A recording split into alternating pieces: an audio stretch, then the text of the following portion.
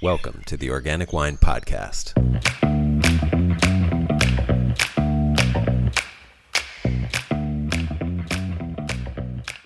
Hello, this is Adam Huss coming to you from Los Angeles, California. Thanks so much for listening. On each episode of the Organic Wine Podcast, I try to have guests who offer a different perspective on the very wide world of wine, from within the context of trying to promote and highlight thoughtful stewardship, protection, and even regeneration of planet Earth. I don't limit the world of wine to grapes, but include all fruit, from apples and pears and plums to prickly pears and mesquite. I don't get a lot of feedback about what those of you who listen to this would like to hear, but I do welcome it, and I'm wide open to requests and suggestions. So please email me at info@centraliswine.com to let me know if there's an episode you've loved or hated, or a suggestion for something you'd like to know more about. Without that feedback, I'm going to keep spinning the roulette wheel of my imagination and hoping it lands on wherever you've placed your chips. But I'd love to hear from you. That's info@centraliswine.com. Olivia Maki and Mike Reis are my guests on this episode, and they are the owners of Redfield Cider Bar in Oakland, California. Redfield is one of just a handful of bars anywhere dedicated to cider, as well as natural wine, and Olivia and Mike give us an in-depth exploration of what it takes to open and run such a bar, during a pandemic no less. If you've ever dreamed of opening your own bar, this episode will give you the nitty-gritty of what goes into it, and you may want to change your dream. Or you may get the vital info you need to make your dream a reality. And even if you don't want to open a bar, Olivia and Mike will give you a vital perspective on what goes into being able to casually sit down and enjoy a glass of wine or cider at your local wine bar. You may end up enjoying that glass of wine a whole lot more. Enjoy! Olivia, Mike, thanks for joining me. Thanks for doing this. Yeah, thanks for having us. Thank you. We're excited to be here. So can you guys talk about where you are and what you do? However you want to. Take it away. There you go. So I'm Olivia, and with my partner in life and business, Mike, we run Redfield Cider Bar and Bottle Shop in beautiful Oakland, California, which in January will have been open for 3 years. So our third anniversary is coming up pretty soon. That's awesome. In exactly 1 month. Isn't it that like most businesses fail within the first 10 months or 18 months? Anyway, I think you made it past some major hurdles in small business life. Yeah. Well, what was an interesting hurdle was the moment we realized that we had been operating more under COVID measures than as a regular business. That was a weird whoa moment, and now we've completely blown past that. So needless to say, it's been an interesting 2 years. I had that realization too. I mean, we started started selling wine mid-pandemic, and it was like, wow, man, this is a real drag. And then things started opening up. It was like, oh my gosh, we can actually sell wine. It's not as bad as I thought. Did you guys have the same thing where it was more difficult or less difficult during the opening and running during the pandemic? I imagine as a bar, it was more difficult, but maybe I'm wrong. Yeah, I mean, we can talk about Oh, go ahead, Mike. Yeah, we kind of had to reimagine, what the business was pretty dramatically. So, we have always existed as both a bar and a bottle shop. We have, roughly 175 SKUs of bottled product. But we're primarily a bar. We do a bunch of draft cider, wines by the glass, beers, that sort of thing, and really work to create a very cozy, welcoming, friendly environment. And then all of a sudden it was no, we're closing the doors. We're only doing bottle sales, and it's everybody's in and out as fast as possible. We're doing a lot of online sales and deliveries where we're just kind of checking people's IDs at arm's length. So it was kind of contrary to the way that we designed the business. So there was a lot of reimagining what our goals were, definitely through the pandemic, but we figured it out. Well, you smartly diversified your business strategy from the get-go, anticipating a global pandemic, I'm sure. Yeah. So that you had both. So you had both of those options to lean on in the event that you were shut down. Exactly. Very smart. It's why you guys have made it to 3 years, obviously. Business geniuses. Well, that's cool. Well, tell me why you started this. I mean, how did your life lead you to opening a cider bar and bottle shop in Oakland? What's your story? Yeah, it's kind of a natural thing for us. No pun intended. Yeah. Liv and I met doing an event together. We were both working in the service industry, and I'd been working in kind of the beer world. I worked for a brewery, kind of beer focused bars and restaurants, and then eventually found my way into the like specialty beer wholesale world. And Liv was doing like food education and a lot of alcohol tasting events, and we ended up meeting each other through that and kind of sharing a passion for beer and wine and cider just as drinkers. I think both of us knew that we wanted to start our own business. And the first place our head went was like, oh, well, we can open a beer focused place. But here in the Bay Area in 2019, there was, a beer focused place on every corner pretty much. And we'd gotten just more and more into cider. We actually kind of first got into cider by meeting Ellen and Scott from Tilted Shed. They kind of opened the door for us in terms of what could be done with cider and started our explorations, told us, what we should be reading and who we should be drinking. And realized that it was really difficult to find the kind of ciders that we were excited by.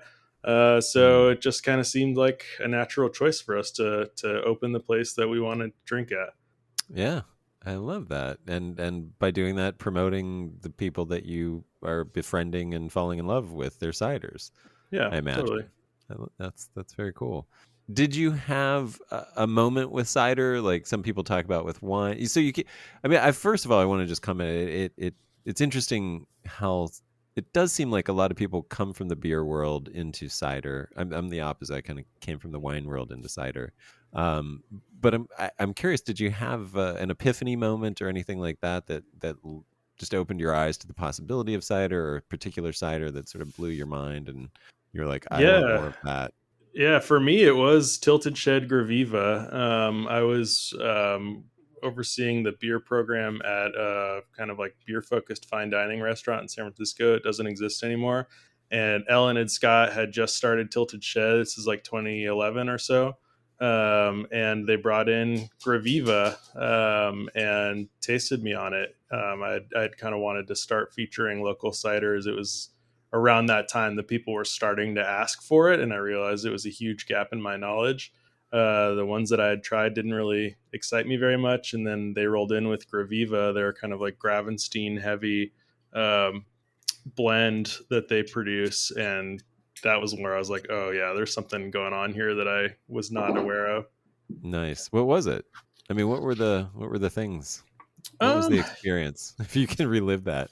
Yeah, I mean, like a lot of people when they first come to cider, I think they think of it in terms of those ultra sweet, heavily flavored ciders that you might find at the grocery store, and that was definitely my perception. And even some of the brands that had kind of aligned themselves as quote unquote craft producers were making things that were maybe like slightly less sweet analogs of the same thing.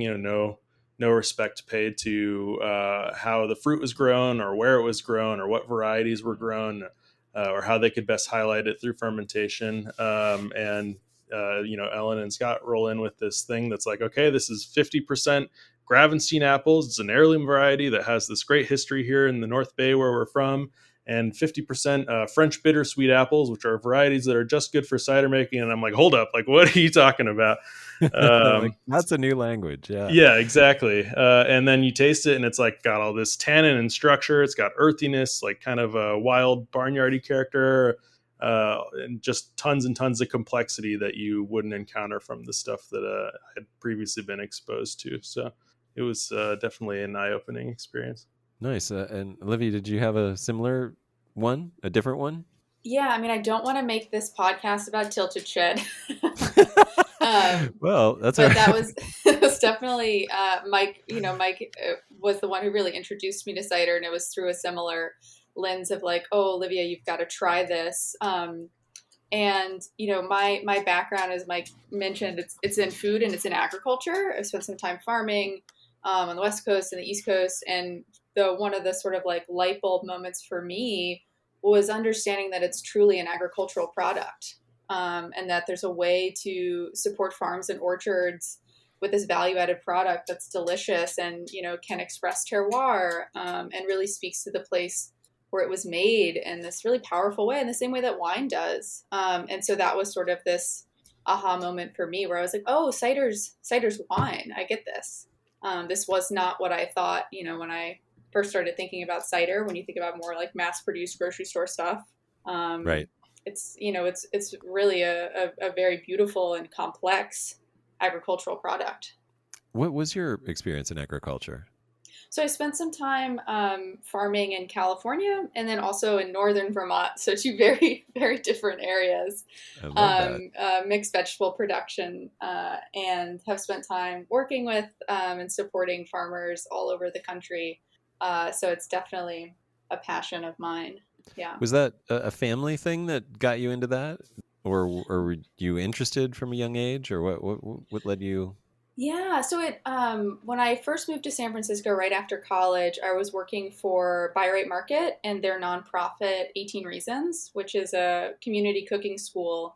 And Buy Right has a farm up in Sonoma, and we were doing a farm school for folks who live in the city to go up to Sonoma on the weekends and farm. It's like a little, like 1.5, at the time it was like 1.5 acres. I don't know how big it is today. Organic farm. And so just getting folks' hands in the soil to understand the connection between what they're eating and the work that goes into getting it onto their plate. And that was just, I mean, it was an incredible experience for sure. Yeah, you're very fortunate, I think. I mean, I wish that experience on more people too. I think once you make that connection, you just can't unsee it. You know, once you know what goes into the food that is available for you to buy in markets and grocery stores and things like that, you just, you know, changes your perspective on the world, really. And absolutely, yeah, I think that our food system would look really different if there was like a mandatory every person for 1 month just has to work on a farm, or even a week, just to see the work that goes into growing something and getting it onto the table. It's a lot of work. Yeah, that's actually kind of a brilliant idea. I'm no joke like that. I could envision that not just being like wouldn't it be good if, like, I mean, look, it's like Israel, you know, mandates like a 2-year military service.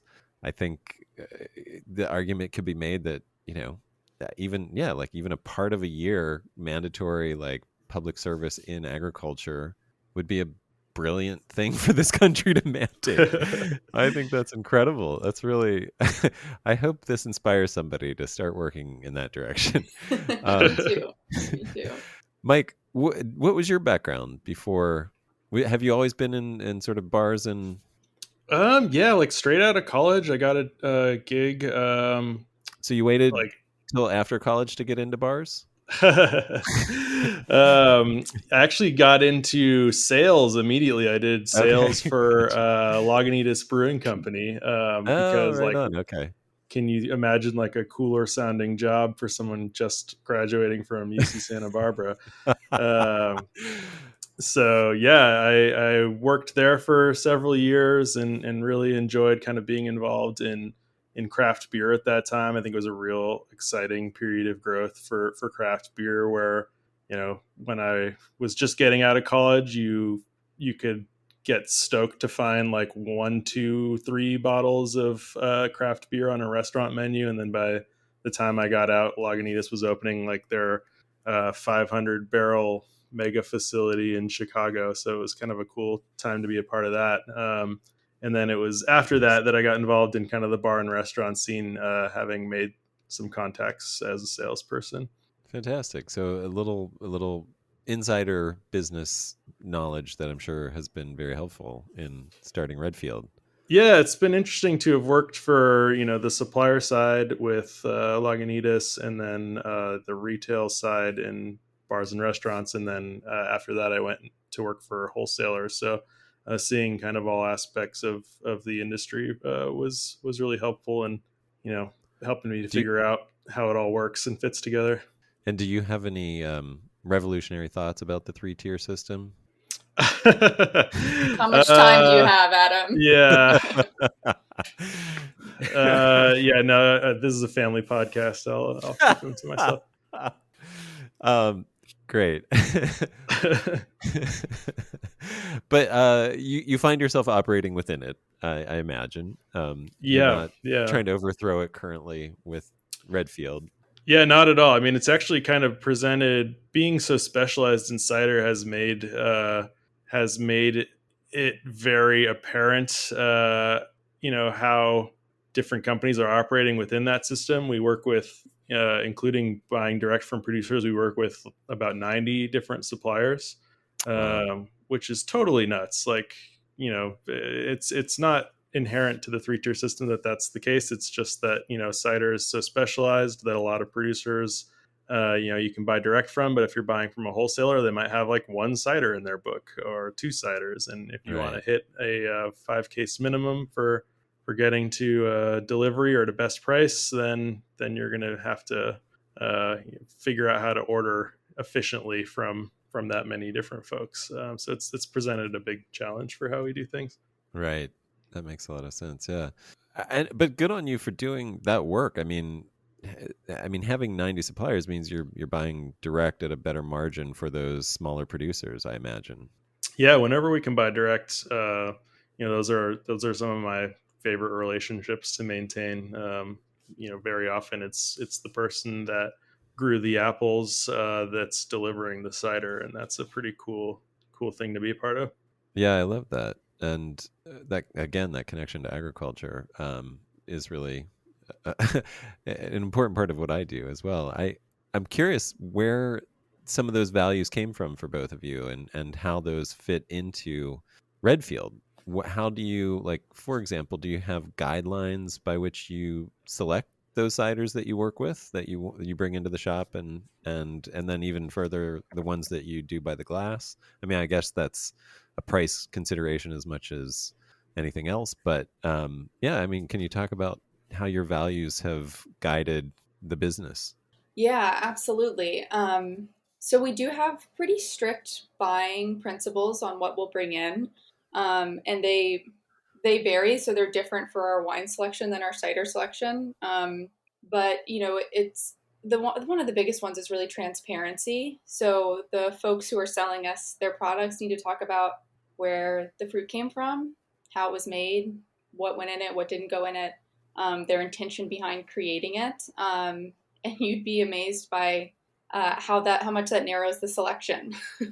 Or maybe you wouldn't be amazed by that. I Probably was not. amazed by that. So that's a big one. And as much as possible, just following in line with Mike and I's personal ethos, we try to work with producers that have a lot of integrity when it comes to thinking about environmental impact in their agricultural work. So that's something that's really important to us.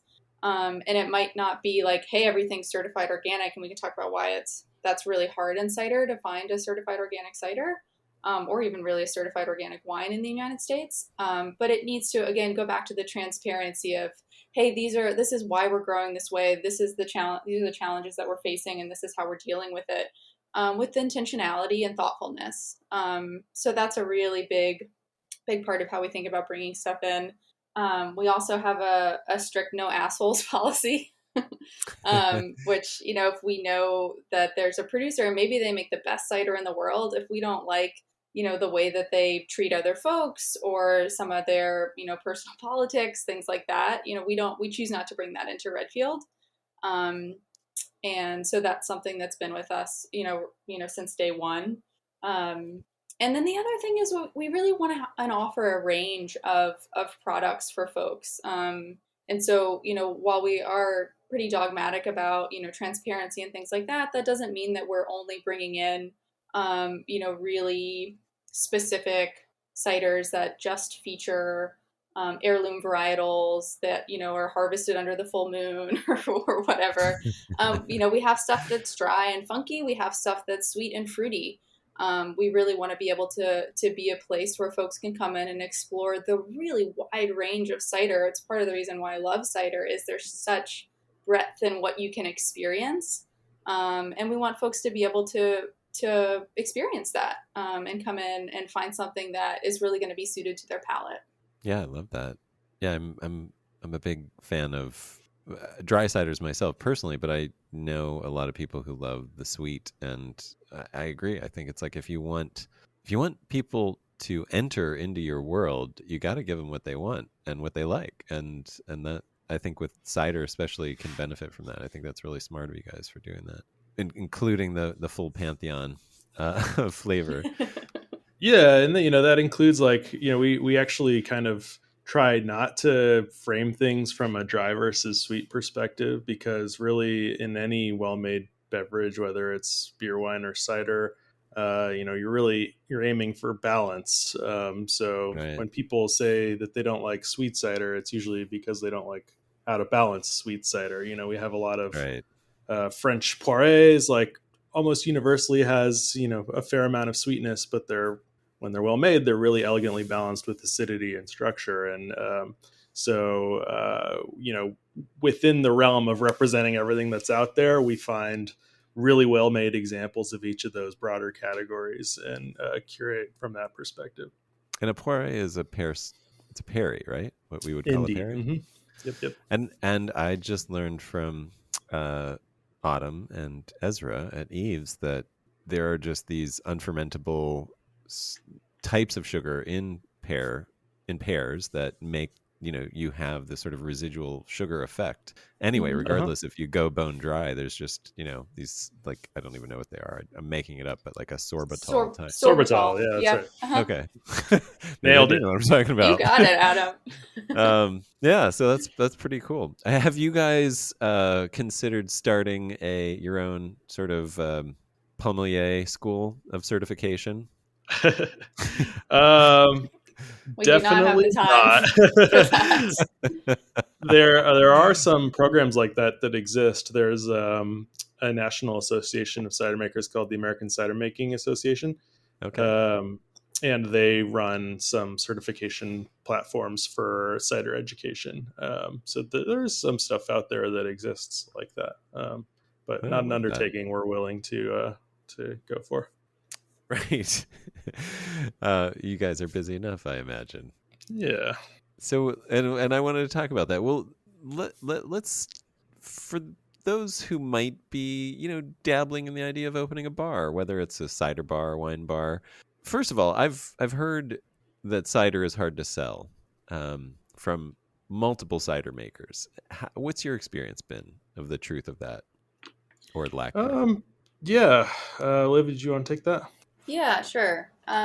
We're in a pretty unique position in that I think by setting Oakland, ourselves up. Well, I mean, being in Oakland, I think is a great. I mean, we love Oakland so much, but it's also a very, very like adventurous, thoughtful community of eaters and drinkers. And I mean, I feel like there's a couple ways we could tackle this. So I'll start, and then Mike, maybe you jump in. But I mean, being in Oakland, I think was a very good choice for us, and we're so grateful to the Oakland community because we have had 3 very successful years of being in business selling a lot of cider. But I think it's also helpful to really position ourselves as a cider focused spot. So in that way, we can also be a little bit of a destination. Right. And folks know when they can come in, they can taste a bunch of stuff and figure out what they like. And we do have people who travel from all over the state to come to Redfield to be able to stock up on things, and might come and get like 2 or 3 cases, and then we'll see them again in 2 or 3 months. And so to be able to provide that service for folks who are really dedicated to cider has been really an honor to be able to do that. But beyond that, I mean, really, I think our business model is also built around just being a really cool bar. A space where people want to come and hang out. We have an incredible beer selection and incredible wine selection. So not everybody who comes in even necessarily drinks cider, though that is the majority of what we sell. Got it. Yeah. Yeah. Mike, were you good? Yeah. I mean, like Liv said, as a retailer, we're in this really, unique position where we are super specialized on that. So we have a pretty captive audience of folks that are, looking for exactly what we're doing and are willing to travel a little bit for it. But I also, having worked in wholesale, one of my missions there was to get, great cider out to more places, and brought in quite a few producers into California for the first time, including South Hill. I know you just spoke with Steve recently Yeah. on the podcast. Yeah. And yeah, I mean, there was quite a long time, and this is probably still true to some extent, where cider makers often package their ciders strictly in 750s as a way to kind of like denote quality and to note that it's something different than the 6-pack stuff. But Yeah. frankly, like packaging cider exclusively in 750 milliliters is a non-starter for a lot of restaurants and a lot of bars and a lot of places that otherwise might be able to give you some good visibility. Mm. So they can be really hard to sell cider, especially the good stuff. Right. Just because a lot of folks aren't willing to take that risk or don't know how to sell that kind of format in the environments that they're presenting, sparkling wine or still wine in. So it can be a challenge for sure. One thing that might be interesting to just add to what Mike said too was, one thing that one struggle that cider is having right now, especially in the restaurant context, is that, you'll look at a beverage list and there might be one cider listed on a menu that maybe has like 5 or 10 beers or 20 wines, and that one cider is supposed to represent an entire beverage category. Right. And there's such a range in what cider can be. We found that some people will come in and be like, oh yeah, I tried cider once. I didn't really like it. But can you imagine like being a beer drinker and being like, oh yeah, I had an IPA and that's what all beer tastes like? Or it's so hard to to have people really experience a range of what cider can be if there's not an opportunity to do that in restaurants. Or in grocery stores where maybe there's a couple of SKUs versus, hundreds of wines. And on top of that, there's not a lot of staff education that's happening, right? So if there's a somm at a table, they might be able to really talk about the wine that they offer, but do they have that same training to be able to talk about the cider? In a grocery store, is the person who's stocking going to be able to talk to you about the range of what's there? So part of it, I think, is a little bit, it's a little bit of an education issue. Yeah. Yeah, that makes sense. Another reason for you guys to start that Pommelier certification. Are you guys unique? Are there other cider bars, or were there other cider bars when you started in the Bay Area? I mean, exclusively cider bars? Yeah. Okay. Yeah, Okay, great. yeah. There were 2 prior to us existing, and a third that opened, right around the same time that we did. There's one in San Francisco. It's been around for quite a long time called Up Cider. Okay. They were, very much kind of pioneers in the cider bar world.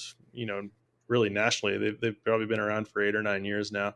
And then there's one in the South Bay, a place called Cider Junction. And then, we opened right around the same time as Crooked City Cider, also in Oakland. And then actually just recently, another one opened up in Albany. Oh, wow. Yeah, Fantastic. so lots of cider bars popping up these days. That's that's great. Well, I wanted to dig in a little with the business of selling cider. How did you? Let's talk about opening a cider bar. You guys, how long did you have to look till you found the space that you are currently in? Did you get lucky, or just kind of have We an did eye get on it for a while? lucky. I'd say we were Okay. probably looking for about 6 months, and to varying degrees of intensity with our search. And we, had been scouring all the commercial real estate websites, that sort of thing. Tried finding Right. brokers that would help us find the right space, and ultimately, we were driving through Rockridge, which is one of our favorite neighborhoods to hang out in, and saw a for lease sign up in the window right across the street from our favorite restaurant, ramen shop, and just kind of went from there. It was the very first place that we put in the letter of intent on. First place we tried negotiating with the landlord, and we got in. It was a little Fantastic. smaller than what we had seen as ideal, but the location was so good. We really love the neighborhood. It's close to where we live, so couldn't say no. How small is small? It's only about 800 square feet. Oh, wow. Do you have any storage at all? Not nearly enough. And did you have any issue?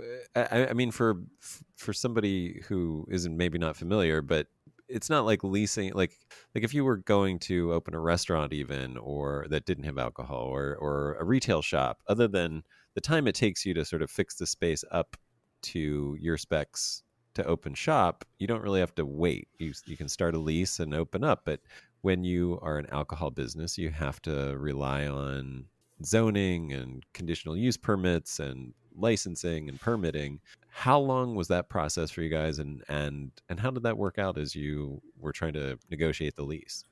Yeah, it's funny that you'd ask that because it was an interesting challenge for us. When we first expressed interest in this space, we'd kind of heard some feedback that folks in the neighborhood were pushing back on any new alcohol related businesses. Oh So boy. we were really concerned about that when we first tried to pursue this space. And actually, even before we'd begun negotiations with the landlord, like before we'd gotten close to signing a lease, we met with like the neighborhood planning council that had members of the public there and presented our idea.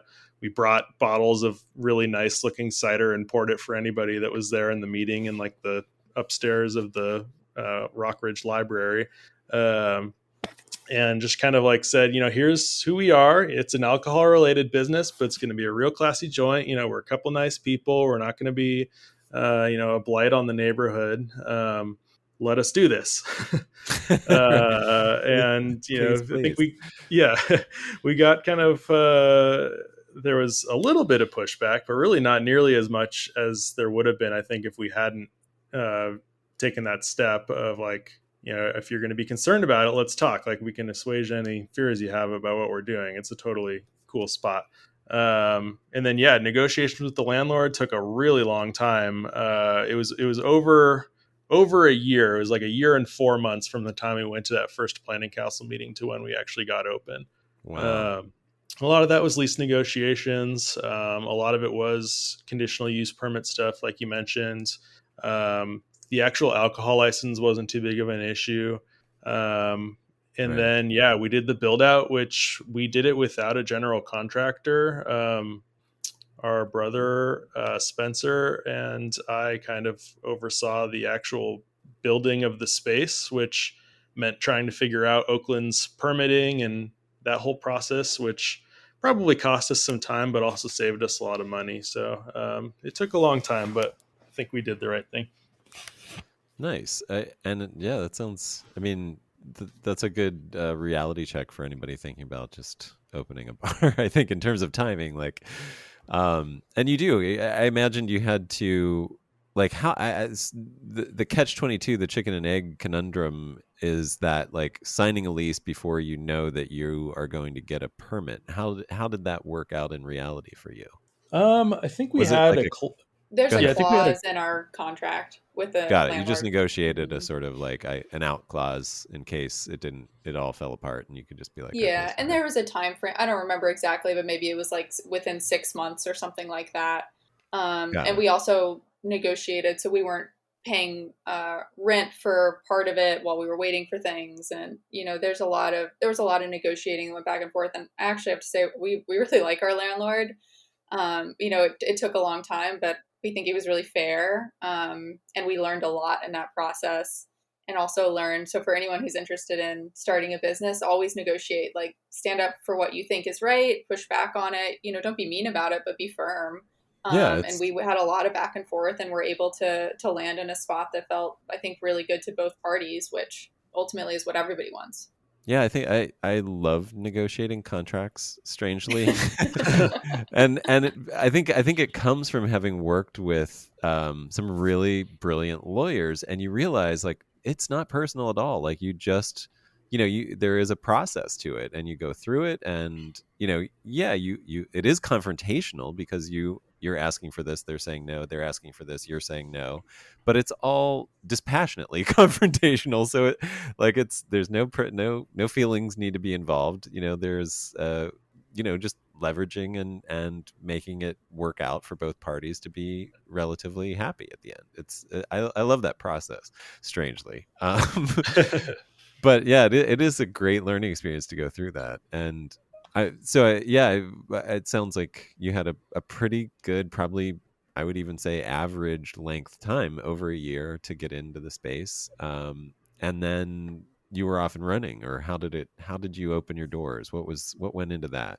Definitely off and running. I mean, when we were Okay, first great. looking for a space, we actually wanted something that was turnkey, like that, already had a bar built out. And we just, as Mike alluded to, we just couldn't find anything Yeah. that really fit our needs. And so we ended up, the space that we went into in Rockridge was an empty box. And so we had to do a full build out on it. And Mike is sort of, I think, being very humble and just saying, oh, my brother Spencer, we just knocked it out. It was a lot of work. Yeah. It was a lot of man hours. It was a lot of us working late nights and, Yep. doing drywall and painting. And Mike and my brother Spencer built the entire bar. And it looks beautiful. And it almost killed us. It was, Now, were you guys so working at the same stressful. time? Other jobs? Were you working other jobs? I was working full time somewhere else, so I was doing evenings and weekends there. And Mike at that point had left his job and was working full time on the space. Okay.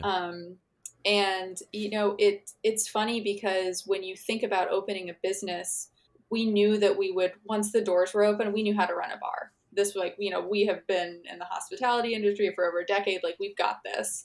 But no one prepared us for the actual getting to the opening. Negotiating the lease, dealing with the city, getting so frustrated. We had a bunch of hoops we had to jump through to get our alcohol license. And there's not, it's not something you can just Google. Right. Going to the city planning department, them being, saying we're not going to be able to look at your space for 8 months and having to push back. I mean, there was so much back and forth, and no one can really prepare you for that. And so we were exhausted and frustrated leading up to our opening because it was so much work to get there. And when you think about opening a business, you're again, we knew we would be great once the bar was open, but we didn't know about that year leading up to it, that was not our skill set, which was negotiating with the city of Oakland. And so Mike is being so graceful about it, but he really ran that project and did a fantastic job with it. You don't count the constant panic attacks and meltdowns. Yeah, there were tears were shed. Tears were shed. Short tempers, anything, any grumpy days. Did you guys use an expediter for your permitting or anything like that, or did you just charge it? No, yeah, we didn't. Well done. Wow. Yeah, we had kind of considered getting a person to consult with us on the alcohol license, but because we have a type 41 license, which is relatively simple, we didn't want to spend $3,000 or whatever it was going to cost us. Yeah. Especially when it's relatively easy to figure out. We just had to do it, and it took time. Right. We did, expedite some permits wherever we had the opportunity to, but it was really frustrating. It was we getting open towards the end of the year and having those final inspections. They weren't even doing expedited inspections, that sort of thing, at the city level because they were so booked out. So it was really just a matter of honestly going down to City Hall and bugging people until they gave us the attention that we needed. Wow. And how long were you paying rent before you were before you were able to open your doors? Only a few months. I think I want to say 3 months. Remember. Yeah, 3 months. I think we started in mid-September or something like that, and we opened on January 6th. How would somebody put any of this into a business plan? Did you guys do a business plan? Mm-hmm. Yep. We built out a financial model to just sort of go through, what all of our anticipated costs would be, what we thought our income would be, figuring out cost of goods sold, things like that. And then we also just wrote a business plan, which was really helpful because we did get outside investors for our project. And so if you are thinking about, bringing in outside investment, a lot of, it's pretty standard to be able to present a business plan and say, this is what we're going to do and this is how we're going to do it. I also loved the process of writing the business plan and doing the financial modeling because it makes you ask really tough questions of yourself. Yeah. And really dig into how are we going to make this happen? And then I loved the process of pitching investors too, because you really have to defend your work and say, this is what we're going to do. This is how we're going to do it, and answer really tough questions. And I think the process of going through that made us stronger business owners, right? Because you have to have conviction in what you're doing. God, yeah. And we so actually, go ahead. Go ahead. No, I'll come back to it. I was gonna say we actually were able. We had some friends that opened, businesses in the alcohol world and businesses in Oakland that were really generous with their time and their own business plans, and that helped us really get like genuinely accurate estimates in place for the actual build out and equipment and oh, we didn't think that we would need this, and here's what it's going to cost. So that was really helpful in getting our business plan dialed into a point where it was actually useful instead of just kind of a abstract document. Theoretical, yeah, numbers. Great, yeah. And so you did end up using investors. This isn't all on your own.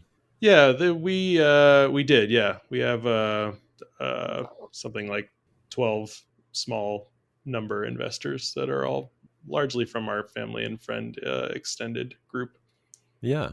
And any thoughts about working with or not working with investors from your experience now? Would you do it over again?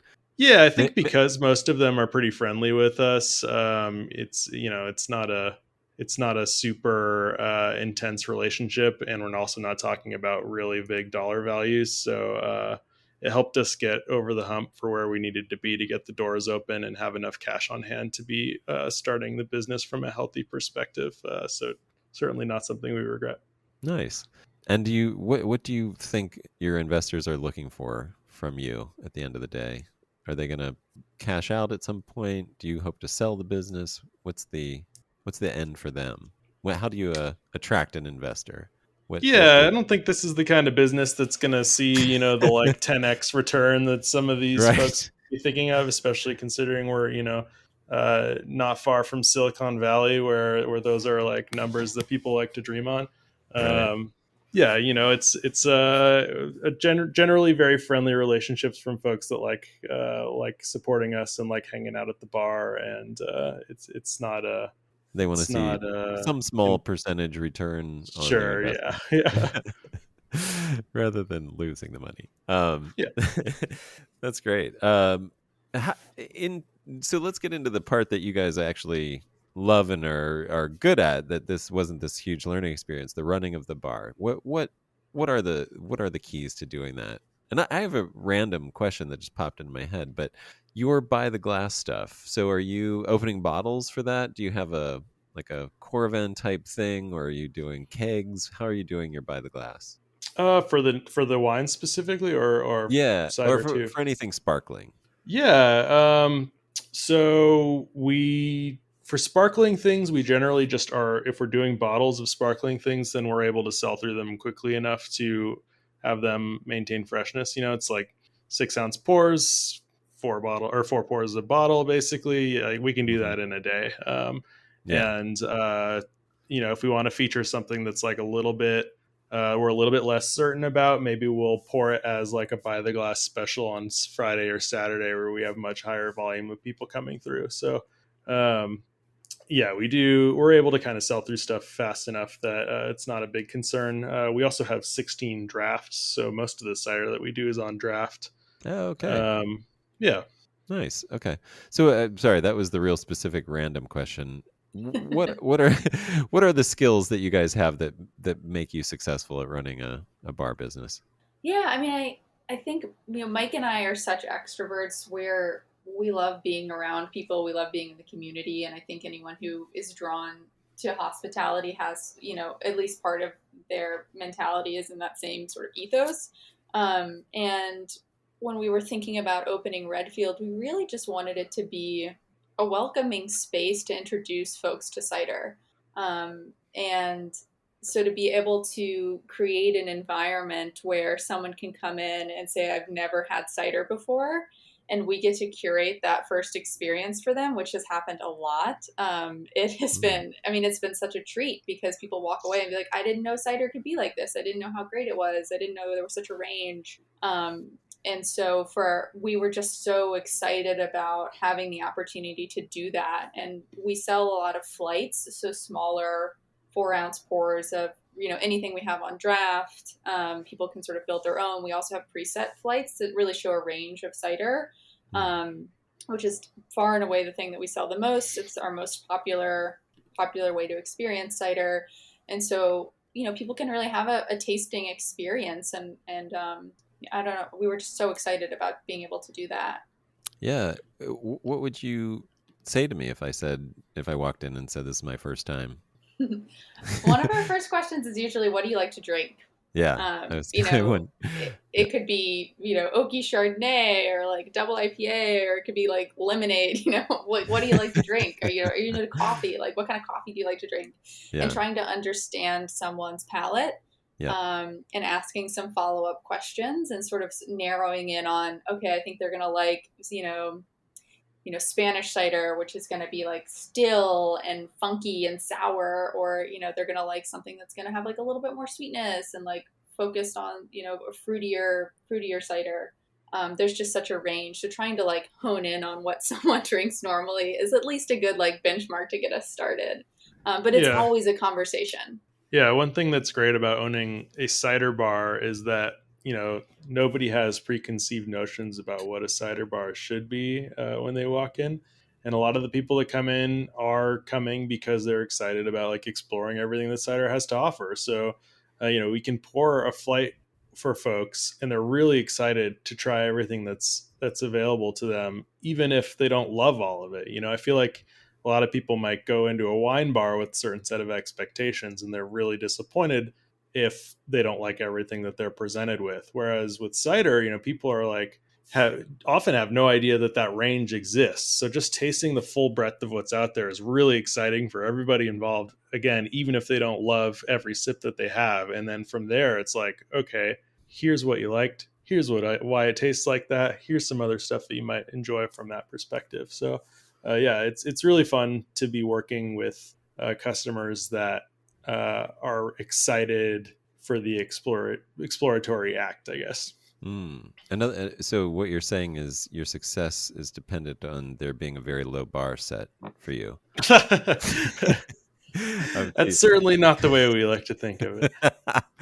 I'm kidding. I'm kidding. No, that is really cool. I think the open-mindedness and exploratory element is kind of what's fun about cider. It's there hasn't been an established court of masters sommeliers kind of thing that comes from the old country and has Yeah, and yeah. I mean, cider in the US is really free of a lot of like tradition that might cause producers to stick within a really tight lane.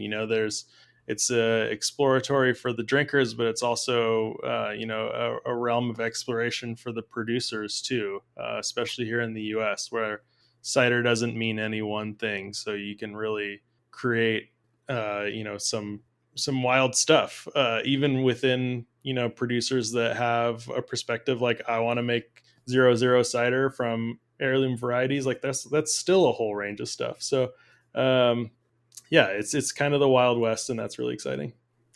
I think it's also, we've been so excited about also like the confluence of cider and natural wine. I know we haven't really talked about wine at all yet, in this interview, but we do sell natural wine. It's something that we're excited to be a part of that community. And there's so much crossover between cider and wine in California right now. Yeah. We sell a lot of co-ferments, and there's so much experimentation happening in natural wine, in terms of, like maybe adding some other fruits, or playing around with fermentation styles, or working with apples, and working with pears, and just the freedom and the experimentation that comes from that. It's exciting to be able to see sort of like this whole new world of what fermented beverages can be, Yeah. without sort of like the restriction of like wine is defined as this, or Right. cider is defined as this.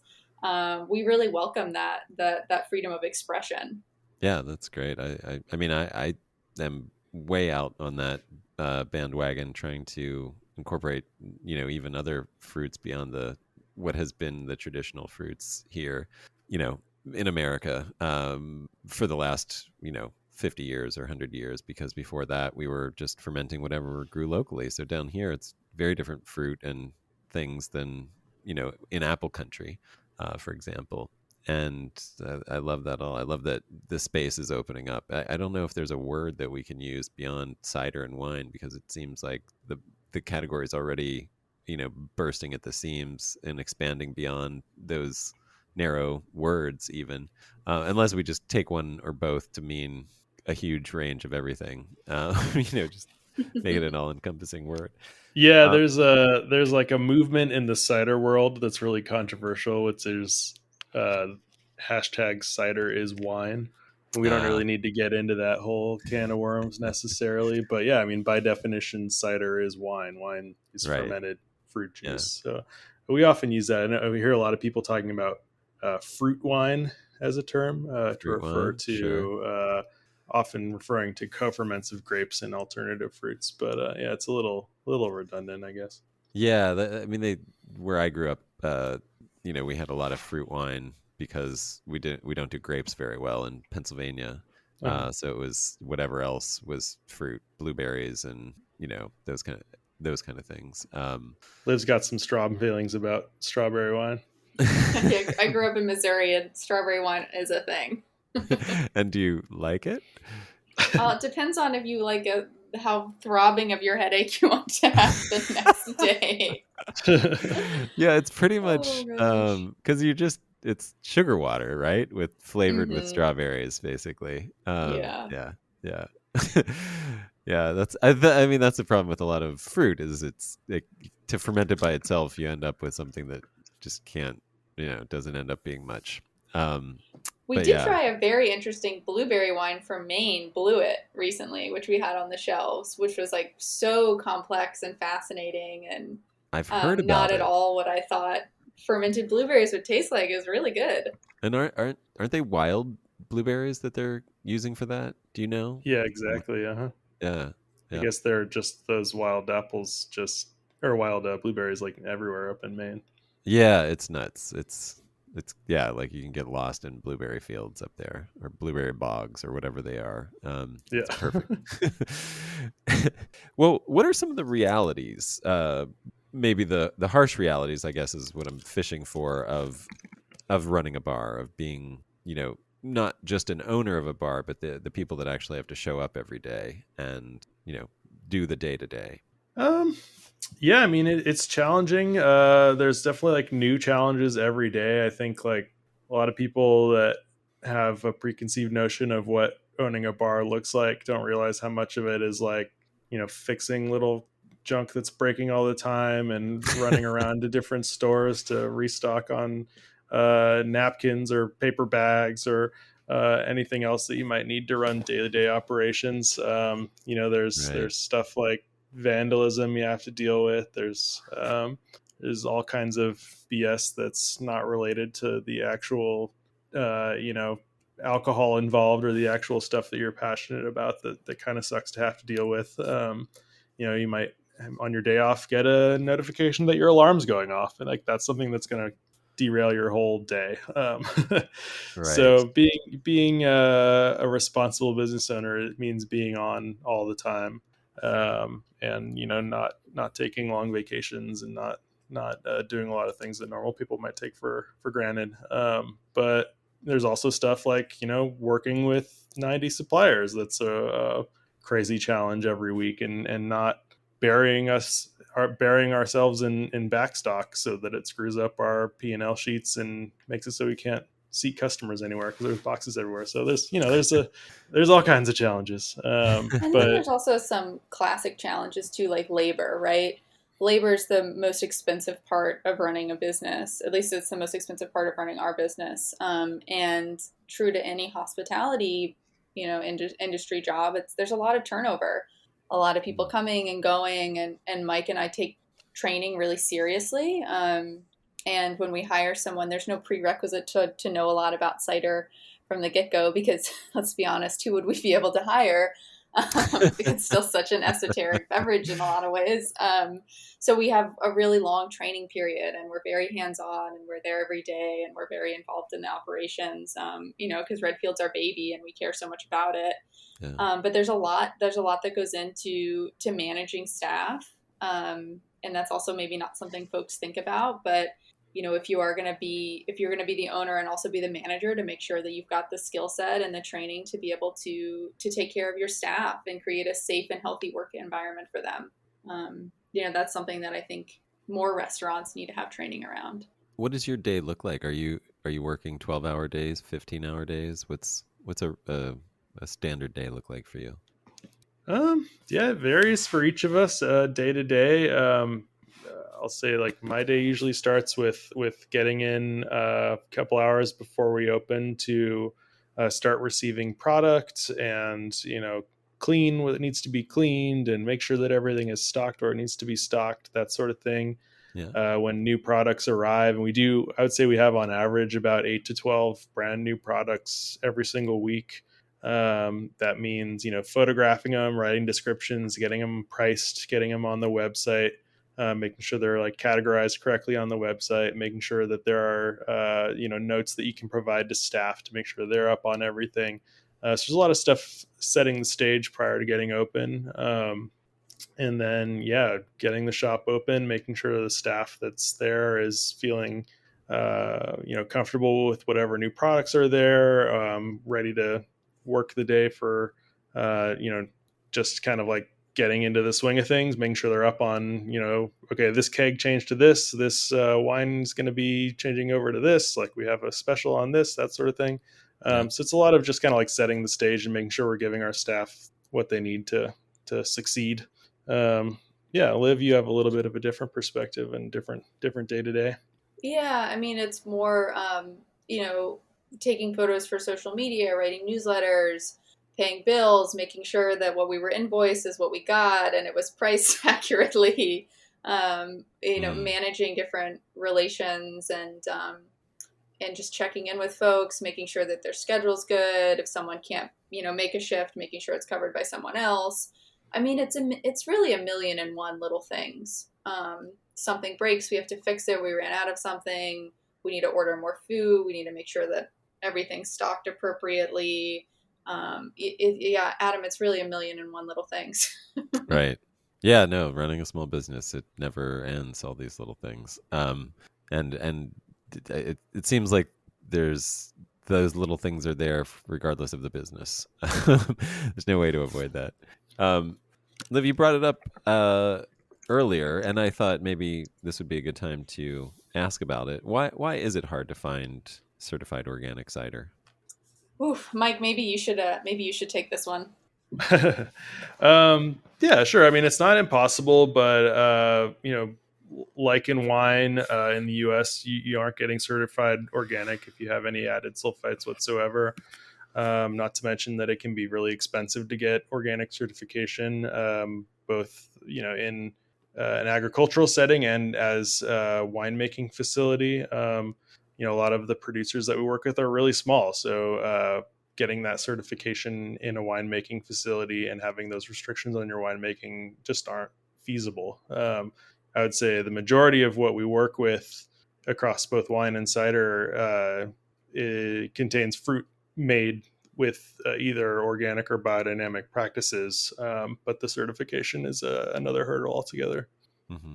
Yeah. I mean, I'm actually going to do a podcast about this a little bit because it comes up so often about the cost of it, the realities of that. It's not, sometimes I don't think it's actually the cost that's a big deal, but even if you get your orchard or vineyard certified, you can't put it on the label. So it's sort of without getting your winery certified. And then if you have your winery certified, it adds all these other things that may be actually onerous and expensive just by virtue of the hurdles that you have to jump through. And so then it's like, well, what's the point of getting certified at all if I can't even talk about it on the label in a meaningful way? Yeah, exactly. So it's a real interesting thing. And we do have customers that come in and say, I'm looking for something that has certified organic fruit or organic practicing fruit in it. And the nice thing about, the process that Mike and I go through for bringing any product in is we know all about it. And so I can say, okay, let me point out everything that has certified organic fruit. It's not going to say it on the label, but I know this because I know the producer.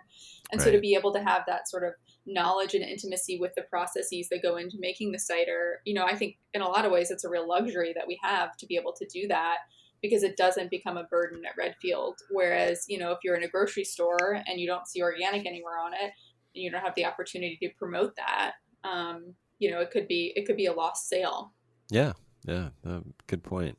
Well, this has been super helpful. And maybe just as a light ending question, what are you guys drinking these days, personally? Oh man, so much stuff. What aren't you drinking? Yeah, like I said, we have 8 to 12 new products every single week. So often what we do is we wait till we can get a nice group of the staff together, usually Friday and Saturday when we have a bunch of people on the floor, and we just start opening bottles. So we're often tasting new stuff. This week we tasted a new cider from Far West Cider called Sharing is Caring that we're featuring in our cider club. We're also that same cider club bag featuring a cider from a really small producer here in Richmond called Gearhead. So we tasted through those with the staff. We got a couple new ciders on draft this week. We had a cool co-ferment from a producer called Botanist in Barrel that we had put on draft. So it's fun tasting through that. Got the new vintage of the Lapaloo Beaujolais Viage, so opened a bottle of that, and yeah, just kind of lots of new products. It's it's an exciting thing to have new things coming through the door all the time. Yeah, no doubt. That's almost a reason to go through all the other stuff. Yeah. Well, how do people get in touch with you, find out more? Where are you? What's the best way to buy some of your ciders and find out more about you, follow along? Yeah, absolutely. So we're online at Redfield Cider. We're on Instagram. We also have a Facebook page. And if you go on our website, redfieldcider.com, you can sign up for a newsletter where we're constantly, featuring interesting bits of cider information and talking about what's new in the shop. As Mike mentioned, if you live in the Bay Area or actually really anywhere in California, we do have a cider club, and we can ship cider within the state of California, but unfortunately not outside of the state of California. Yeah. Or you could come and visit us in beautiful Oakland. Right on. Yeah. All right.